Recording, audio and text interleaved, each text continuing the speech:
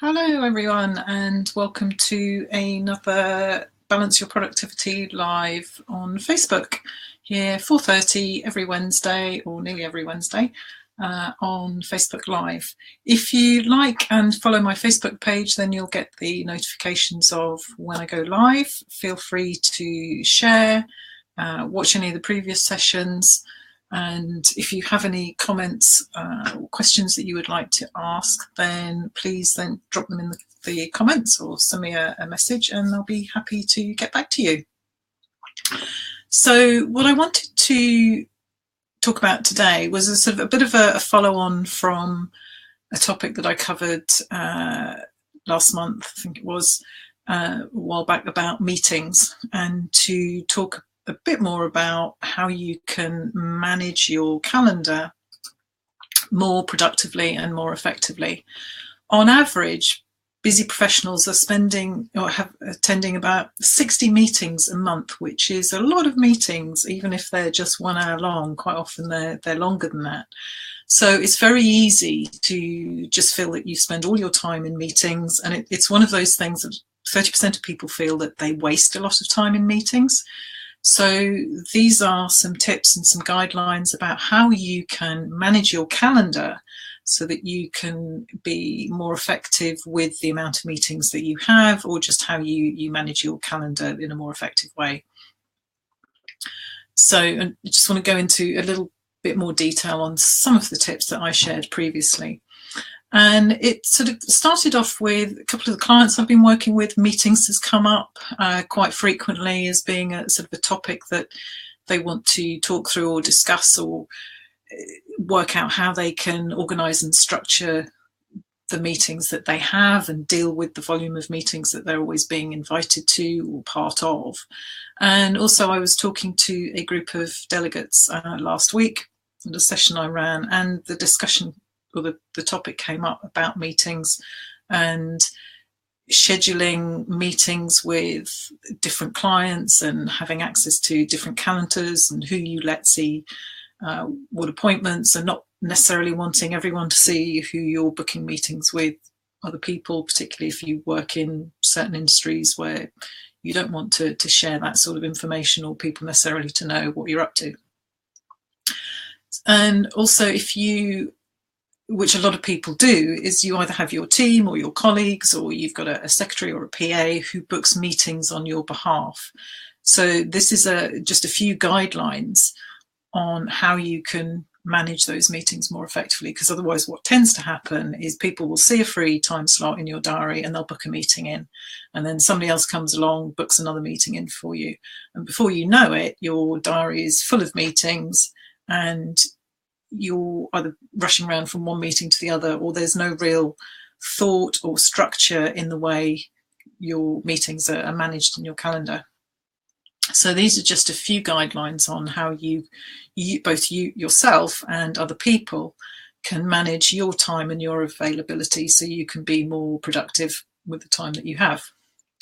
First thing is to block out work time in your calendar. And as I've said before, your diary, your calendar, your scheduler is not just for meetings and appointments, it's also for work time. So if you have particular times in the week or times in the day when you want to block out that work time, then put that in there so that it doesn't get blocked out or booked out with a meeting in the time that you were planning to do some work. And that also applies to personal time, and in particular exercise time. Block that time out in your diary so it's not going to get overwritten or booked out by anything else. And this also links in with the idea I spoke about last month of creating your ideal week, having a structure to what your ideal week looks like in all aspects of your personal time, your work time, what you're doing when you get up, how you integrate a good balance into your whole day and across the week. So blocking out work time is the first point. And then blocking out meeting times. Particularly, there was an example that came up about people that need to meet with their team on a regular basis. This might be weekly, it might be monthly. And rather than having their team book meetings out at any time throughout the week or on a particular day or across the month, if you block out those time slots when they can pick to set up their meetings, then it's also going to make your life easier and their life, because they know they have a set amount of time, and that's when you hold your meetings with them. Another key thing to watch out for is the number of meetings that you're booking in, whether that's on a daily basis, so limit the number of meetings that you can actually realistically manage in a day, and the number of meetings that you have in a week. So it may be that 3, 4, 5 maximum meetings that you want to have in any given day, or limit the number of meetings you have in a week to 4 or 6, or whatever is a more realistic and manageable amount. Otherwise, we tend to think, and I know particularly when I was working on a particular project with a particular group of people, and we had a lot of meetings going on throughout the day, and I was hitting 7 or 8 hour-long sessions in one day. And after a few days of that, you realize that actually that's a bit too much. They're very intense. There's a lot that goes into them. And that was more than ideally you want. So while you might have 7 to 8 hours, 9 hours in a day, you don't necessarily want that booked up with meetings. So have some guidelines around the number of meetings that you want in a day, or the total number that you want in a week. And particularly if you're working with a team, let them know so they can then see, oh, I've already got that number of meetings booked, I'll book it into another day or the following week. Similarly, you might want to look at having rules or guidelines around not having meetings on a Monday or a Friday. These can be quite good times of the day to do your planning, do any marketing, admin, and also if you want to work flexibly, those are good days not to work when you could be working on other things, or if you get caught up after a weekend away. If Mondays and Fridays don't work for you, then perhaps have meetings on Monday, Tuesday, Wednesday, or Monday, Wednesday, Friday, whatever works for you, but not having 5 days worth of meetings, 8 hours of meetings a day, day in, day out, week in, week out. That's not going to be a very effective use of your time. You need to have time to prep for meetings, to do the follow-ups after meetings, to set up any actions that need to be taken, to have conversations, and get all the rest of the work done. So if you can allocate time in the week when you're not going to be in meetings, and you can get some of this other work done. If you do find that it's unavoidable, and some people will come along and sort of say, well, I've just had back-to-back meetings for the last 2 weeks, and they haven't had any time to do all that catch up, and subsequently they're behind and they now have a backlog with not only the emails but all the other catch up work. Book out at least a couple of days in a quieter week when you can get that catch up done and you can get on top of things. If you have clients who are always requesting meetings and may do it on any day or any particular time, are you simply saying yes to them because you just happen to have a slot in that meeting? Or are you able to say, well, I only have client meetings on these days, or I can see you on this day or this day next week, and letting them know when you're available rather than basing it on what they're asking you. If you do that, then you can negotiate and you can structure your week in a way that suits you and works for you. And if you have a particularly busy week, you don't have to meet them this week, you can maybe meet them next week. So think about not just filling meetings into the space that you have available because you have it available. Does that go over the limit of the number of meetings that you want in a day or within a week? Or is that taking up a time slot when you might be planning to do something else? So your time, you decide how you want to allocate it and what you're working on. Try and minimize on any unnecessary traveling time. So can you hold 1 or 2 meetings in the same location or that are in close proximity to save you traveling to and fro? I find this with particularly people that perhaps come up to London, for instance, or go into a particular area. Perhaps you work across the country. They might be down in the southwest, southeast, working up north. Try and have and start to arrange your meetings at one time in that particular location, so that you're not spending a lot of time traveling, or again traveling in a reactive mode to go to a meeting, rather than saying, I will be available up in this location or at this location on this particular day, and then arrange your meetings at that time. The more further ahead that you plan, the easier it is to do that, because people will get used to knowing that in a particular month or a particular week of the month or a particular day of the week that you are available in London, for instance, and you can arrange those meetings around that. Try and eliminate back-to-back meetings. Again, this is a common something I see quite a lot, particularly when people share their diary with me, is those back-to-back meetings, Monday to Friday, right across the week. They've got something in every single time slot. There's a meeting in every time slot, which seems great, seems like a really efficient way of using your time. You're being really productive, you're getting lots done throughout the day. But what's the reality of that? How well does that really work? And basically it doesn't. Meetings will overrun. You need time to get from one meeting to another, even if it's in the same office. So leave yourself at least 15 minutes between meetings if you can. 30 minutes is better, which enables you to wind down, review your notes from the meeting, write down any actions, perhaps do a bit of follow-up, and then prep for the following meeting. And particularly with people that set up meetings for you, give them that guideline that you need to have time between meetings.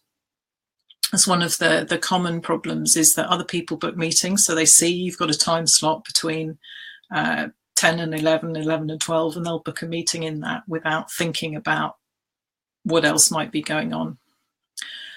Limit the meetings that you have after 4 o'clock. Perhaps set a limit around whether it's 4 or half 4, that you don't book meetings after that time, because inevitably that then means that you end up working late, or if a meeting runs over, you're going to end up working later. And similarly, the early morning starts. Unless you're somebody that particularly likes early morning starts, that's great, but that's when you're more likely to get delayed, or if you've got something else going on, it makes it more difficult to actually get there or sit and plan your day, get yourself settled into the day if you have a lot of very early morning starts. And avoid meetings on the first day back from a holiday, or if you've been away from the office for a few days. That sort of Monday morning first meeting is at 9 o'clock. Doesn't give you a chance to get caught up, get ahead on the day, unless you're able to do that on a Sunday evening, but that's up to you, how flexibly you want to work. So use that time at the beginning to catch up, whether it's catching up on emails, clearing out your inbox, finding out what's going on, getting up to speed with projects, and talking to your team or reconnecting with colleagues, rather than going straight into a meeting. Of course, with all of this, there are always going to be exceptions. So if you have blocked out those time slots, it is up to you. You can move them as and when seems fit and it fits in with what you've got to do. But if you have a template and have some of these guidelines in place, it's going to help you not get so overwhelmed with meetings and feel that you are more in control of your calendar, and you're not just rushing around back-to-back meetings, going from one meeting to another and not having that time to catch up, and then ending up trying to deal with a backlog, or forgetting about things that happened in a meeting 2 weeks ago because you just haven't had a chance to catch up. So put some of these guidelines in place, both for yourself, and share them with your team, with your colleagues, anyone that has access to your calendar. And it will also apply to them, that don't book back-to-back meetings, leave me time in between, don't book meetings on these days. Look at how your week is structured, or how your month is structured, and your workload overall, and see what would be a good fit for you. If you have other people externally or even internally that book meetings with you, think about using a tool like Acuity. It's one I use for booking my meetings, if you want to book time with me through my calendar, that's the system you'll go through. It syncs up with my calendar, as long as that's in sync. And it will also enable you to have different time slots for different types of meetings, or even for different clients. And they won't see what's in your calendar. They'll just see whether you're available or whether you're busy. And it's a really good tool for giving people access to your calendar and the ability to book time with you. And you can also set some of those guidelines around leaving 30 minutes between sessions or 15 minutes between sessions, block out times when you're not available, have a standard template for this is when I'm available, this is not, and then change that if you are away on holiday or if you know you're going to be out of the office and unavailable. So there are tools, Acuity is one, vSeater is another, and there are a few calendaring tools that will enable you to do those sorts of things, and it makes it so much easier, particularly if you want to manage different diaries with different clients. You can have it all in one place.